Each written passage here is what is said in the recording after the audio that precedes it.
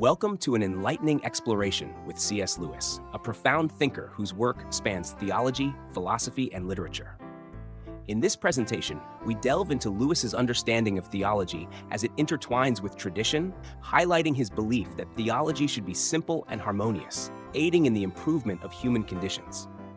Lewis challenges the conventional views, critiquing pantheism and animism as inadequate compared to Christian theology, which he argues offers a more comprehensive explanation of the world and human existence. Discover Lewis's preference for certain traditions like Greek, Irish, and Norse over others, though he remains firmly committed to Christian theological truths. Through his reflections, Lewis emphasizes the importance of addressing complex issues holistically, advocating for a balanced and thoughtful approach to understanding our world and our place within it.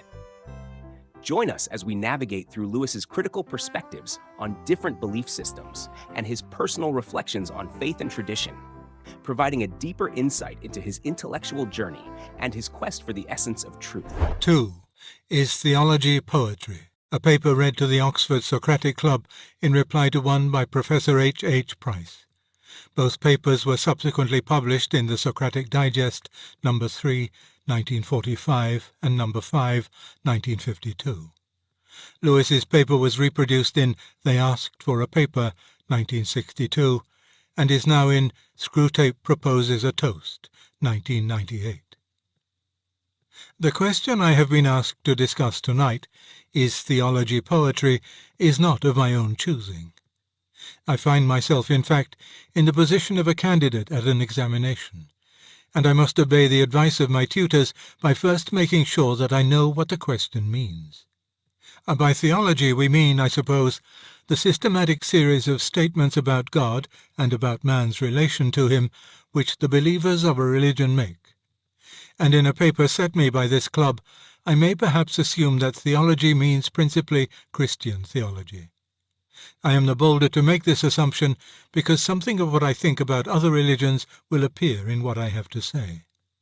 It must also be remembered that only a minority of the religions of the world have a theology. There was no systematic series of statements which the Greeks agreed in believing about Zeus. The other term, poetry, is much harder to define, but I believe I can assume the question which my examiners had in mind without a definition. There are certain things which I feel sure they were not asking me. They were not asking me whether theology is written in verse.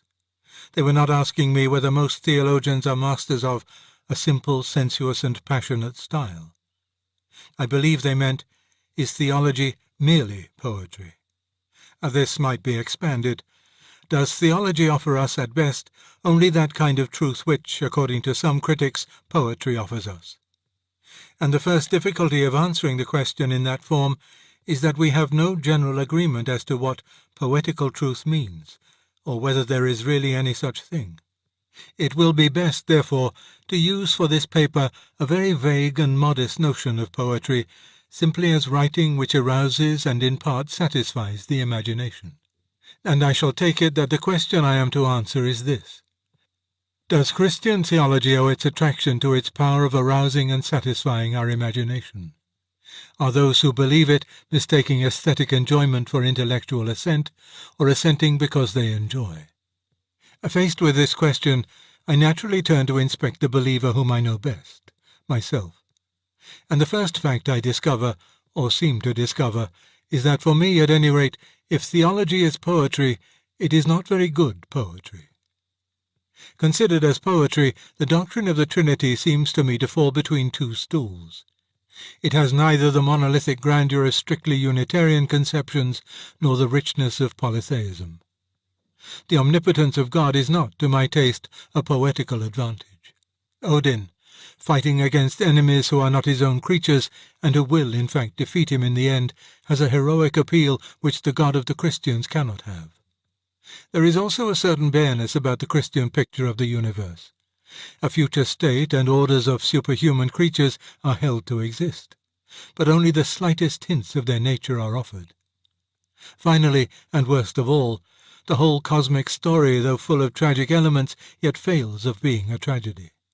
Christianity offers the attractions neither of optimism nor of pessimism.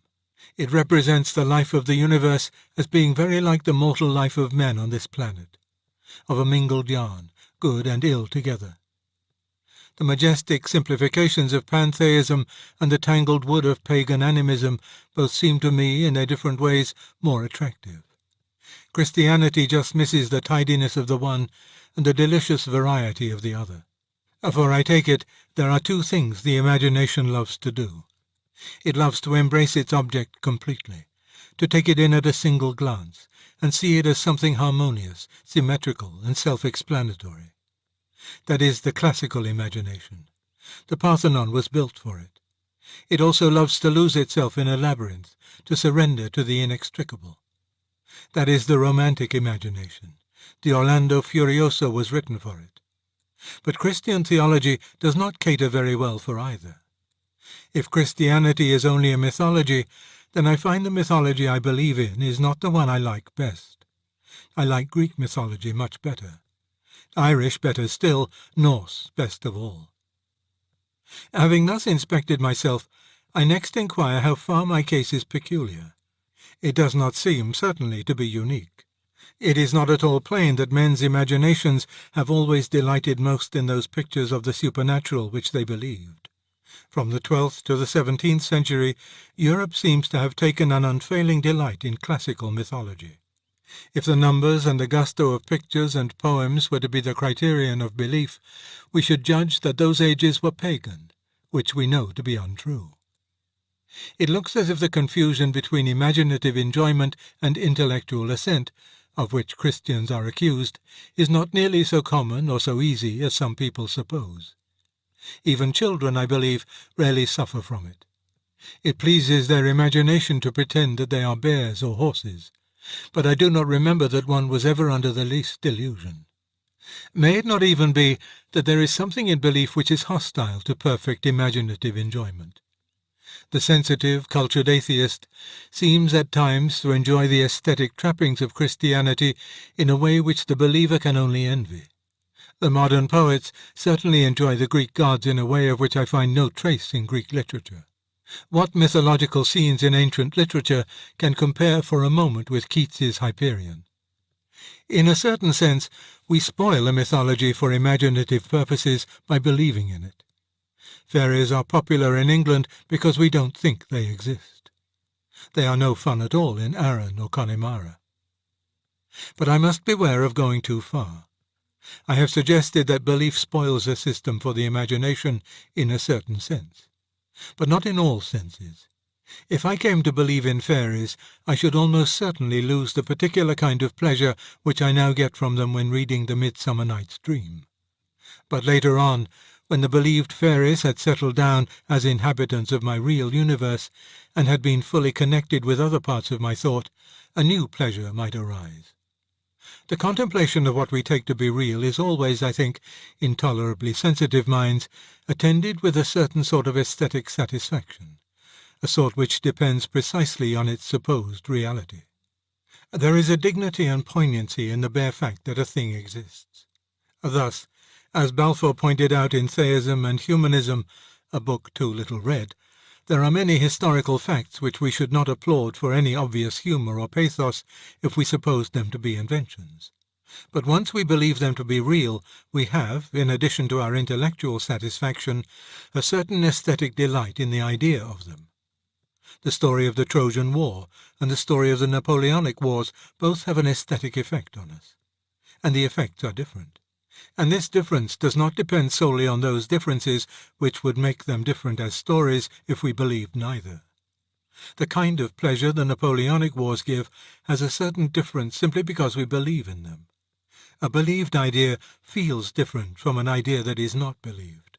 And that peculiar flavour of the believed is never, in my experience, without a special sort of imaginative enjoyment. It is therefore quite true that the Christians do enjoy their world picture aesthetically once they have accepted it as true. Every man, I believe, enjoys the world picture which he accepts, for the gravity and finality of the actual is itself an aesthetic stimulus. In this sense, Christianity, life force worship, Marxism, Freudianism all become poetries to their own believers. But this does not mean that their adherents have chosen them for that reason. On the contrary, this kind of poetry is the result, not the cause, of belief. Theology is, in this sense, poetry to me because I believe it. I do not believe it because it is poetry.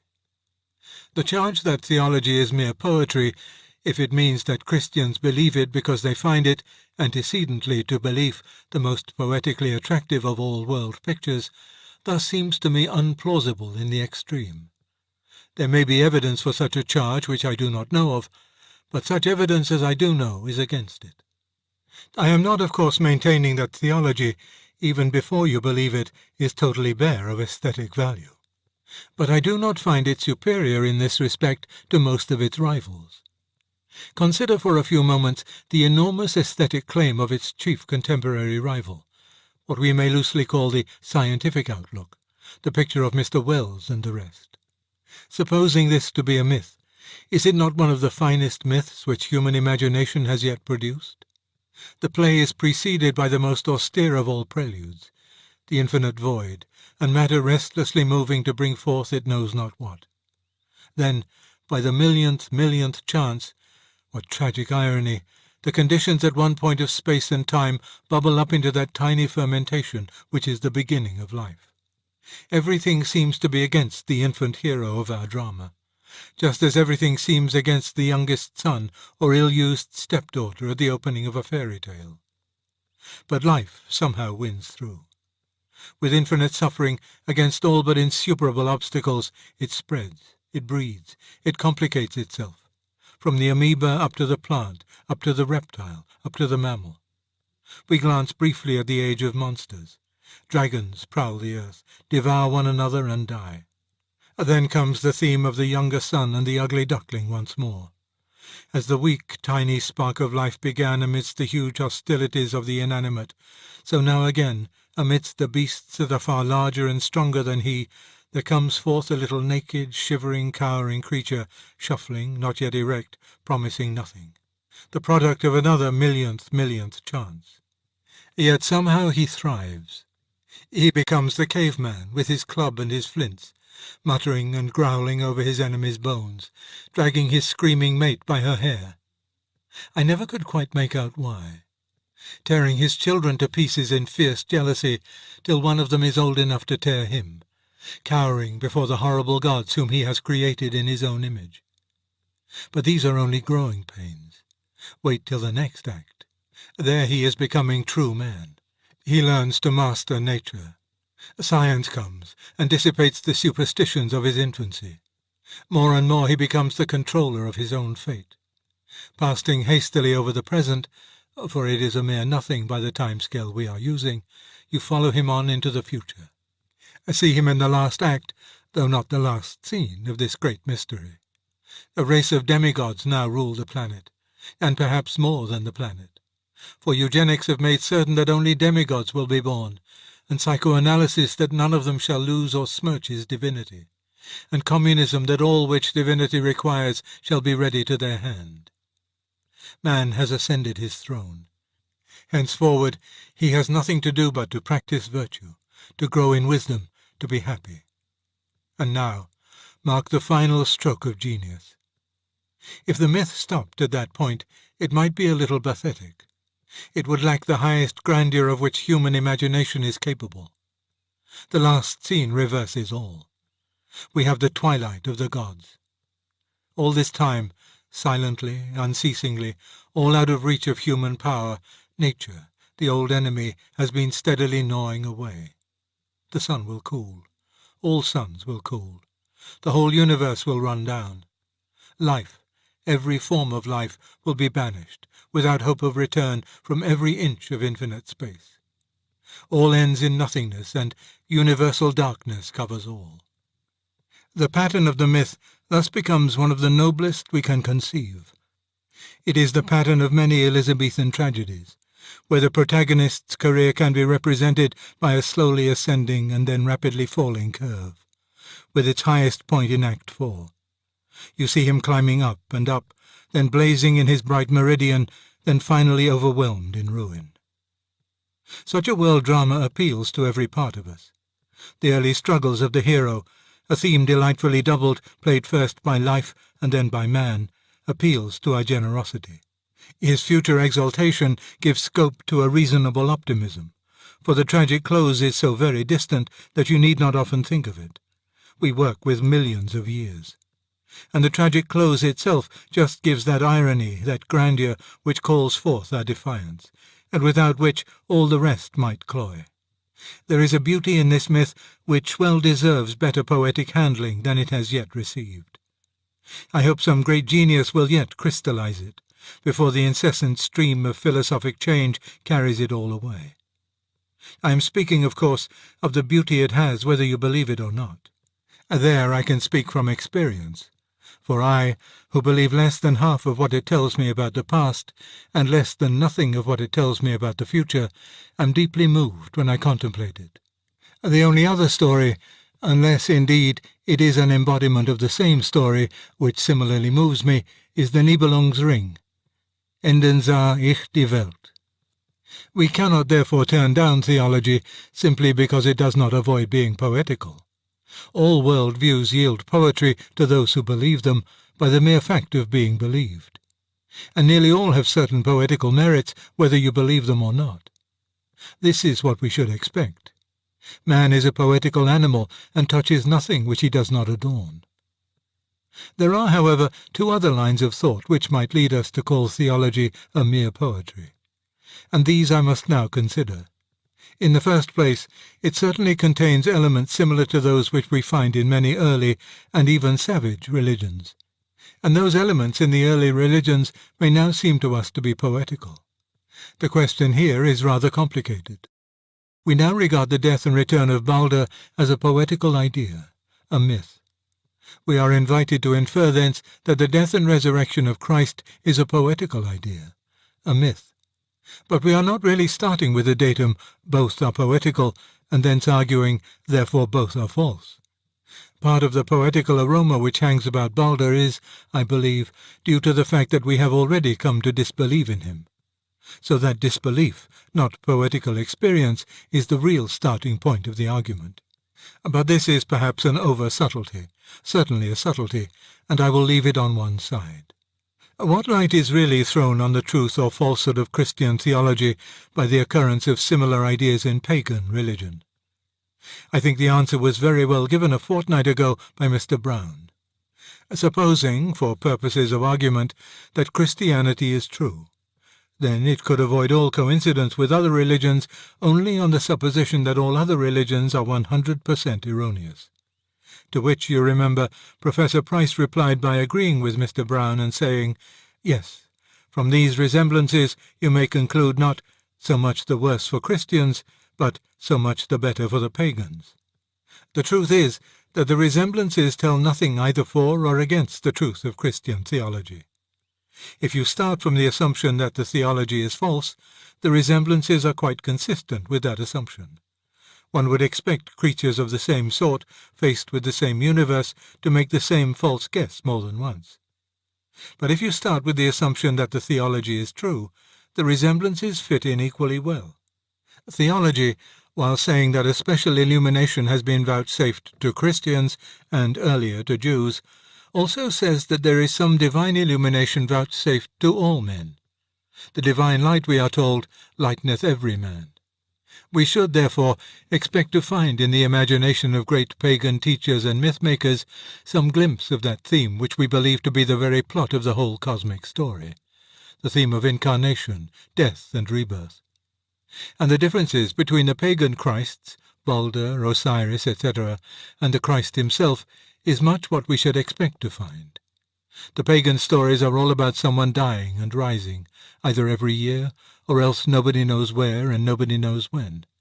The Christian story is about a historical personage, whose execution can be dated pretty accurately under a named Roman magistrate, and with whom the society that he founded is in a continuous relation down to the present day.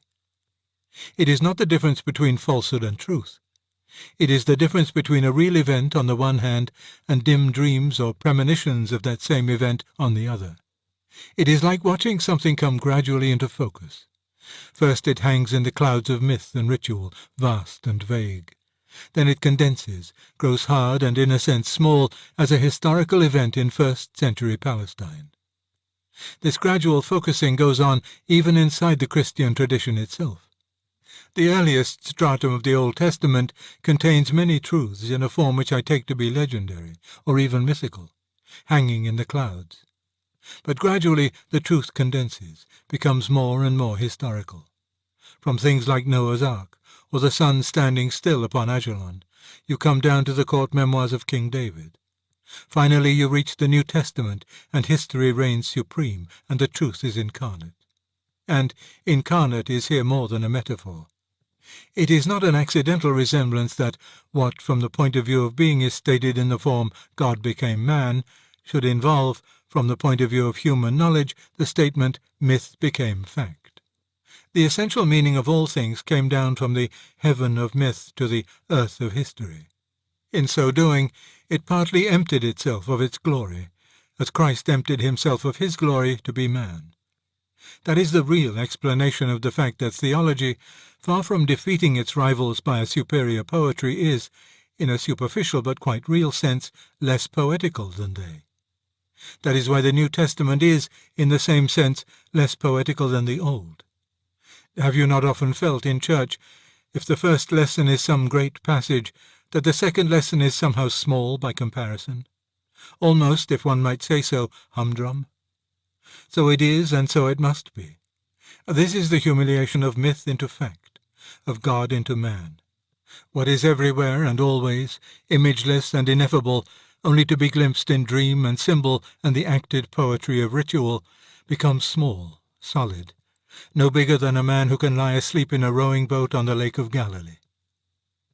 You may say that this, after all, is a still deeper poetry. I will not contradict you.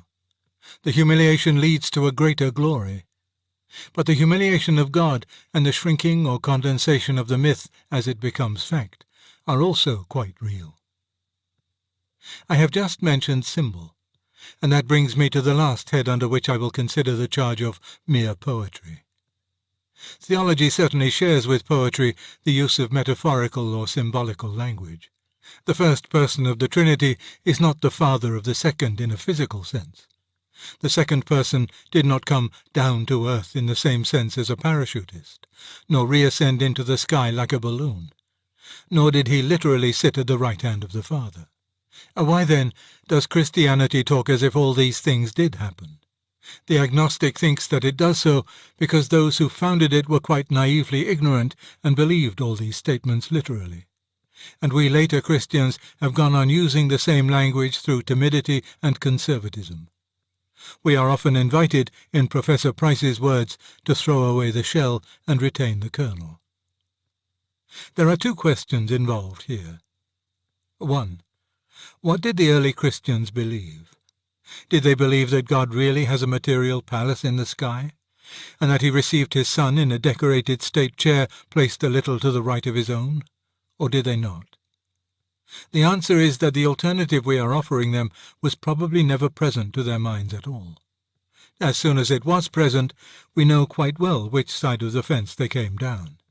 As soon as the issue of anthropomorphism was explicitly before the Church in, I think, the 2nd century, anthropomorphism was condemned. The Church knew the answer, that God has no body and therefore couldn't sit in a chair, as soon as it knew the question. But till the question was raised, of course, people believed neither the one answer nor the other. There is no more tiresome error in the history of thought than to try to sort our ancestors onto this or that side of a distinction which was not in their minds at all. You are asking a question to which no answer exists. It is very probable that most, almost certainly not all, of the first generation of Christians never thought of their faith without anthropomorphic imagery, and that they were not explicitly conscious, as a modern would be, that it was mere imagery. But this does not in the least mean that the essence of their belief was concerned with details about a celestial throne room.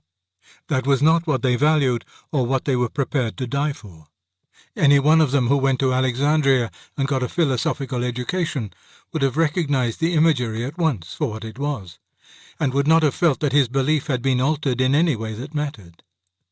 My mental picture of an Oxford college, before I saw one, was very different from the reality in physical details.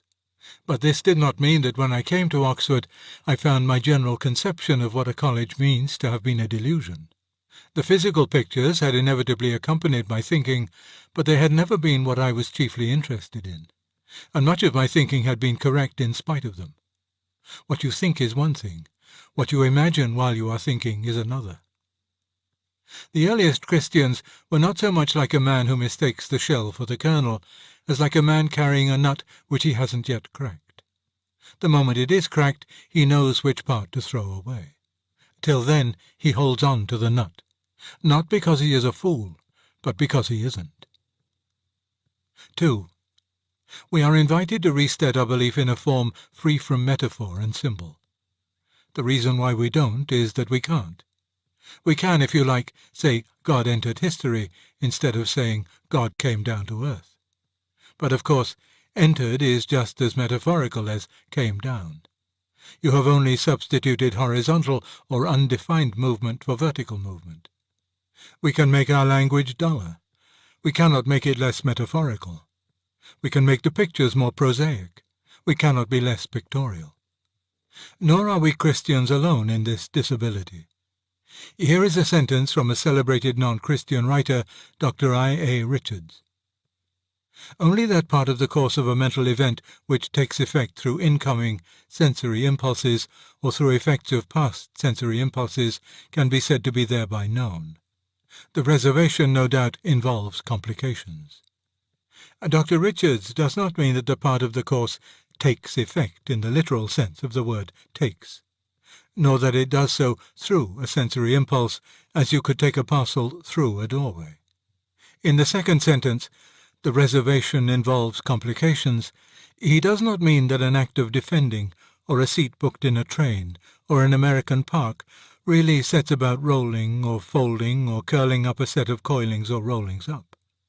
In other words, all language about things other than physical objects is necessarily metaphorical. For all these reasons, then, I think, though we knew even before Freud that the heart is deceitful, that those who accept theology are not necessarily being guided by taste rather than reason. The picture so often painted of Christians huddling together on an ever narrower strip of beach while the incoming tide of science mounts higher and higher corresponds to nothing in my own experience. That grand myth which I asked you to admire a few minutes ago is not for me a hostile novelty breaking in on my traditional beliefs. On the contrary, that cosmology is what I started from. Deepening distrust and final abandonment of it long preceded my conversion to Christianity. Long before I believed theology to be true, I had already decided that the popular scientific picture, at any rate, was false. One absolutely central inconsistency ruins it. It is the one we touched on a fortnight ago.